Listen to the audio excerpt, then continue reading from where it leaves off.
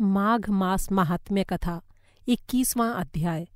इस अध्याय में आप सुनेंगे पिशाच का करुण क्रंदन और रोना सुनकर महात्मा देव इति का उसके समीप आना, पिशाच द्वारा पिशाच योनि से मुक्ति पाने का उपाय पूछना, महात्मा देव इति का पिशाच को मुक्ति का उपाय बताना। महर्षि वशिष्ठ बोले, हे राजन, पिशाच देहधारी राजा चित्ररथ को बुरी तरह रोते बिलखते और विलाप करते देख विष्णु भक्त देव इति ने उसके पास जाकर पूछा, हे विशालकाय भयंकर आकृति वाले मनुष्य, तुम कौन हो और इस प्रकार दुखी होकर क्यों रो रहे हो? तुम्हें क्या कष्ट है? तुम्हारा दुख दूर करने के लिए मैं क्या कर सकता हूँ? पुण्यात्मा देव इति के करुणा से भरे इन वचनों को सुनकर वो राक्षस विनय से झुककर सर नीचा कर दीनवाणी में उनसे निवेदन करने लगा, हे पुण्यात्मा, हे महात्मन प्रभो, मैं घोर पापाचारी हूँ, महापापी हूँ, लेकिन आपके दर्शन प्राप्त कर मुझे ये प्रत्यक्ष अनुभव हुआ है कि मेरे पिछले जन्म में किए गए अवश्य ही कुछ पुण्य अभी बाकी हैं, वरना बिना शुभ कर्मों की प्रेरणा के और शक्ति के आप जैसे महात्मा के दर्शन भला मुझे कैसे प्राप्त होते? हे प्रभो, अब मैं अपने पहले किए गए सारे पापों का वृत्तांत आपके सम्मुख निवेदन कर रहा हूँ। हे नरोत्तम, अपने पिछले जन्म में मैं एक बड़ा ही पराक्रमी और प्रभुता संपन्न राजा हुआ करता था। सभी प्रकार के ऐश्वर्यों से मैं संपन्न था, लेकिन अहंकारवश मैं धार्मिक वृत्ति और दया भावना से पूरी तरह रहित था। मैंने कभी कोई धार्मिक कृत्य नहीं किया, ना ही यथोचित रूप से प्रजा का पालन करके अपना कर्तव्य निभाया, और ना ही कभी दीन दुखियों की सेवा या सहायता की। वेदांत ज्ञानियों और हरि भक्तों से मैंने हमेशा द्वेषपूर्ण आचरण किया।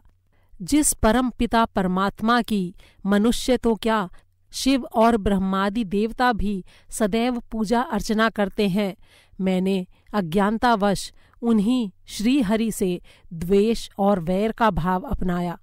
हे प्रभो, भगवान से द्वेष करने के कारण मुझे अनंत काल तक नरकों का दुख भोगना पड़ा, और उसके पश्चात अब मुझे ये पिशाच योनि प्राप्त हुई है, जिसमें मैं अनेक प्रकार के दुखों को भोग रहा हूँ। लेकिन अवश्य ही मेरा कोई पुण्य कर्म अभी भी शेष है, जिसके प्रभाव से मुझे आप जैसे पुण्यात्मा का दर्शन करने का सौभाग्य प्राप्त हुआ है। इसलिए हे विप्रवर, अब कोई ऐसी युक्ति बताइए जिससे मुझे इस अधम योनि से मुक्ति मिल जाए और मैं सद्गति को प्राप्त हूँ।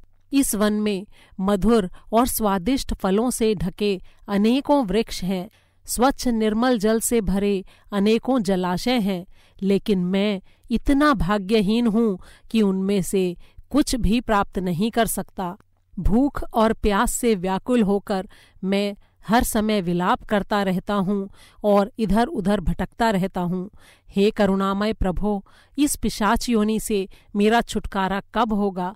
कृपा करके मुझे ये बताइए। ये सब सुनकर देव इति ने कहा, माया बड़ी प्रबल है और विचित्र भी है। ये सुर नर मुनि देव दनुज गंधर्व सबकी सद्बुद्धि हर लेती है। सृष्टि के रचने वाले, पालन करने वाले और संहार करने वाले से द्वेष करके भला कौन सुखी हो सकता है? मनुष्य की दुर्बुद्धि ही उससे ऐसा कार्य कराती है। समस्त चराचर जगत में जो ईश्वर व्याप्त हैं, उनसे द्वेष करने वाला भला कैसे सुखी हो सकता है? इसलिए कल्याणकामी पुरुषों को ईश्वर, देवता और ब्राह्मण से कभी भी वैरभाव या द्वेष नहीं रखना चाहिए।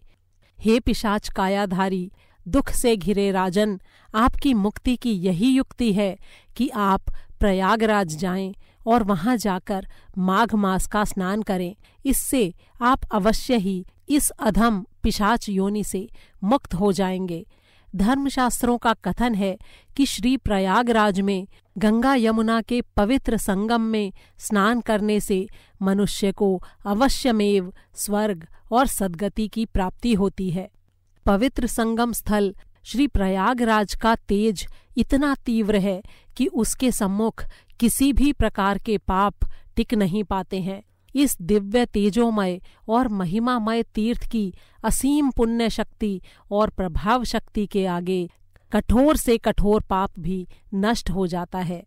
श्री प्रयागराज के पावन तीर्थ जल की एक बूंद का ही स्पर्श करने से केरल देश के रहने वाले उस ब्राह्मण को पापों से छुटकारा मिलकर मुक्ति प्राप्त हुई थी। इसलिए सभी कल्याण कामियों, मोक्ष कामियों और स्वर्ग की अभिलाषा रखने वालों को अपने सारे पापों तापों के निवारण के लिए, सद्गति प्राप्त करने के लिए और मनुष्य जीवन की सार्थकता प्राप्त करने के लिए माघ मास में श्री प्रयागराज के पवित्र संगम जल में अवश्य ही स्नान करना चाहिए। वहाँ रहकर ईश्वर की भक्ति और दान पुण्य अवश्य करना चाहिए। इससे श्री प्रयागराज प्रसन्न होकर मनुष्यों को अपना संपूर्ण फल प्रदान करते हैं। इति श्री माघ मास महात्म्ये भाषा टीकायाम 21 अध्यायः संपूर्णम्। 21वां अध्याय समाप्त हुआ।